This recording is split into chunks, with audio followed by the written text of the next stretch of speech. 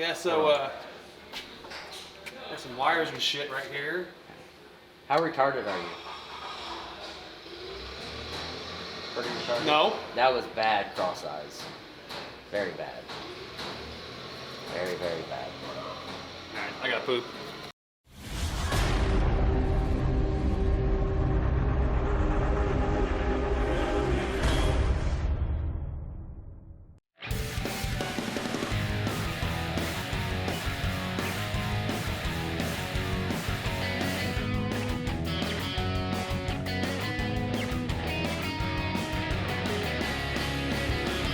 Have Josh Curtis's truck on the dyno. It's an 06 G56, has extra G 100% injectors, dual fuelers, and ED 363. We tuned this truck back in 2014. It was actually before we had the dyno, and so we did street tuning back then. Data logged it on the street, got it dialed in as best as we could. Now he's back a few years later, and he wants to see what kind of power it makes, and he wants to make sure that we have everything dialed in.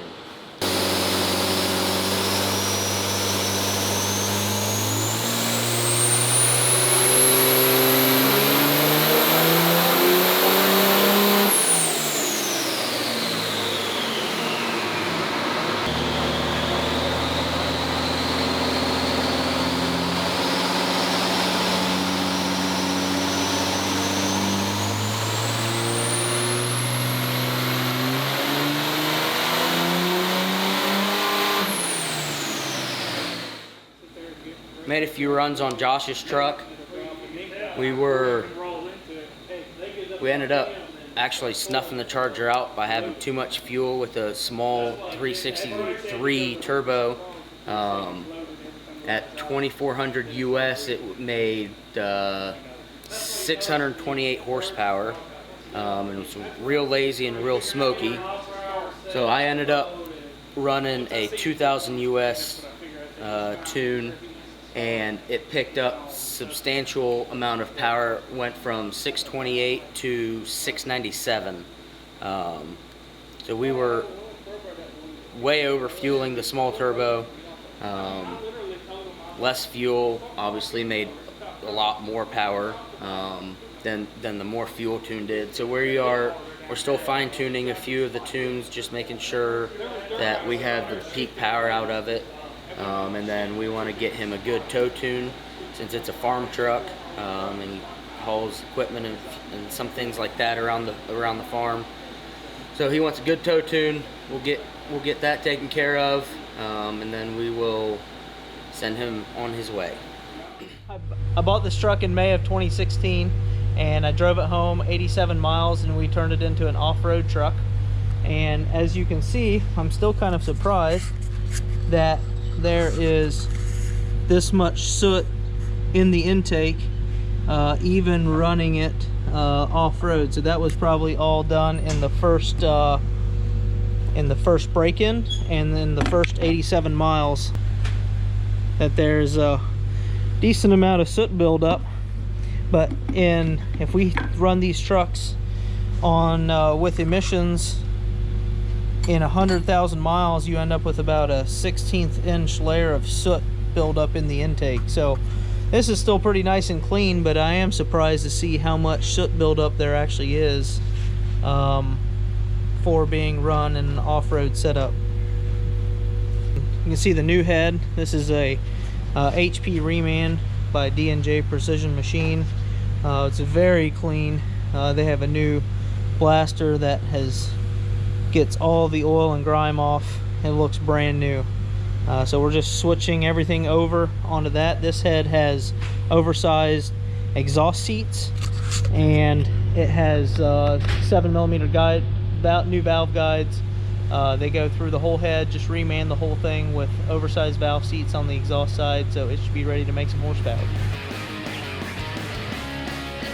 So Landon is doing this job tonight, something we're doing after hours, but we're just making it where it's ready to go, and that way we can put a turbo on a little bit later, make a little bit of power.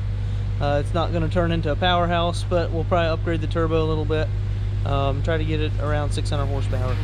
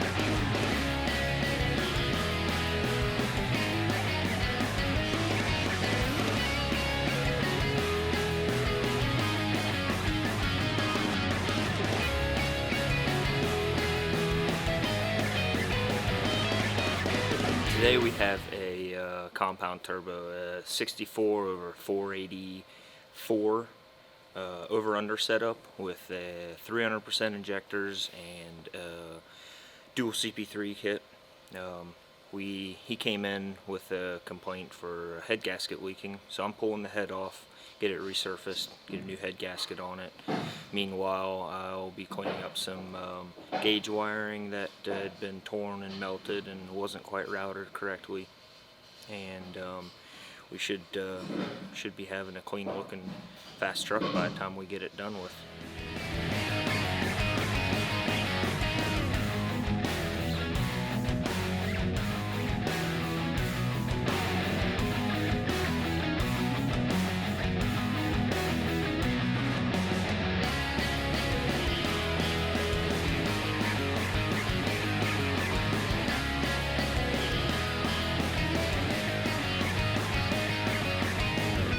Got Scott Fodor's truck on the dyno. It's a 92 Ford with a 6.7 Cummins in it. The Allison A1000 has 45% over injectors, stock CP3, and 300, 400 compound setup. Just trying to get the setup dialed in a little bit better. Wants a tow tune and a fuel economy tune, and we'll probably see what kind of max horsepower we can get out of it also.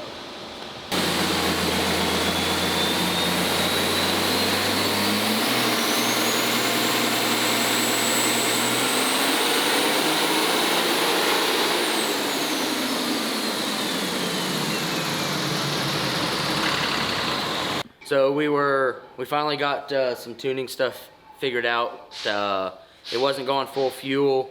We put a different base file in it that allowed it to go full fuel, and the very first pull that we did at full throttle, we had a coolant line that got a hole in it and made a mess and lots of smoke.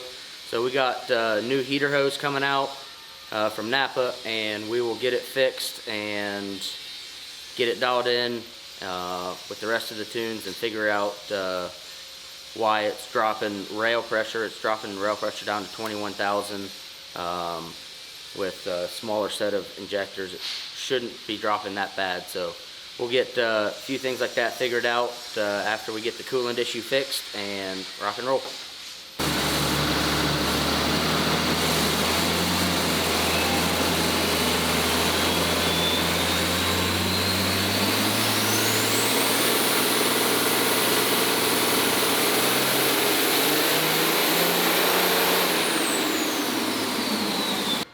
Alright, we got Scott's truck all finished up. Ended up making 568 horsepower, 1,091 foot-pounds of torque for max effort, 422 horsepower on his Tune 1. We'll probably end up using that as his tow tune. Throughout the dyno session, we were having some issues with rail pressure dropping all the way down to 3,000 as soon as I went 100% throttle, and come to find out he had a loose connector on his map sensor. So we got that issue fixed to take care of the rail pressure dropping so bad. We also adjusted regulator current. Since rail pressure had been dropping down to 22,000 at wide open throttle, we adjusted the regulator current to make so that his FCA opens more and commands more rail pressure, which ultimately more rail pressure helps make more horsepower.